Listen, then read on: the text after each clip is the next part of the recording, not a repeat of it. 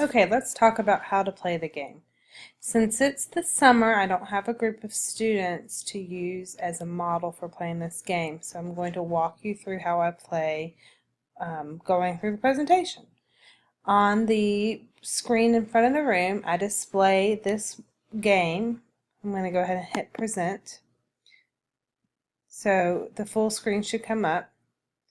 And this will be on the screen waiting for the students. Typically, I divide the students up into groups of 3 to 4 depending on the size of the class. I've played this game with groups of 15 and I've played this game with groups of 30. So it can be done with larger classes and it can be done with smaller classes. You know your group of students and you just have to figure out what works best for you. What works best for me is to divide my groups up into teams. I pick the teams. I usually count them off. If there are 6 groups, they each count to 6. Start over, count to 6. All the 1s go to one group, all the 2s go to one group, all the 3s go to another group, so forth. I give each group an individual whiteboard. They get one whiteboard, one marker, and one eraser. I like to keep a box of different colored expo markers in my classroom. That way each group gets a different color expo marker and then that's their team. They're the blue team, the green team, the purple team. We don't have to fight over team names.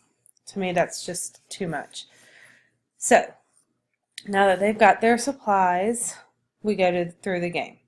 I explain to them the first time we play this, the very first time we play this, I explain it to them in English, and then after that they've kind of understood it, so I don't have to explain it in English again.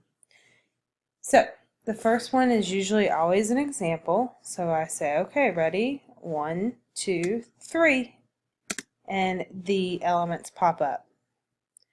So then I stand in the front of the room. This is very important. You have to stand in the front of the room where you can see all of the groups, because what they now do is they will race to write out the sentence on their whiteboard and flip it around to show you that they have it first. So you have to be standing somewhere where you can see them. So stand in the front of the room. I wait till everybody has had a chance to get their board up, and then I wait to help students who need some help, tell them they have to correct things. They can work together in their group. This is how I score. The team that gets the answer correct first gets 2 points.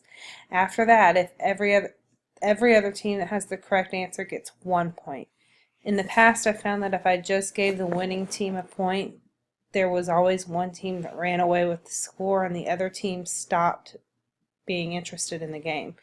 So for some reason, when I give 2 points to the winning team and then a point to each team who gets the right answer after that, nobody ever runs away with the score. The scores are usually really close together and it keeps the students engaged. So I give the teams each one chance to fix their sentence if they get it incorrect, and they still get a point, because the point of this game is that they're learning something and that they're helping each other. They can work collaboratively together. I tell them to be quiet at their table because other tables will be listening to them, and we just go through the game. So after they've had time to put these into the sentence, I give the answer, so that if there is a group that did not get the correct answer, they now see the correct answer and can see what their mistake was. And then I get ready for the next one and I count 1, 2, 3, and then the next set of words pop up.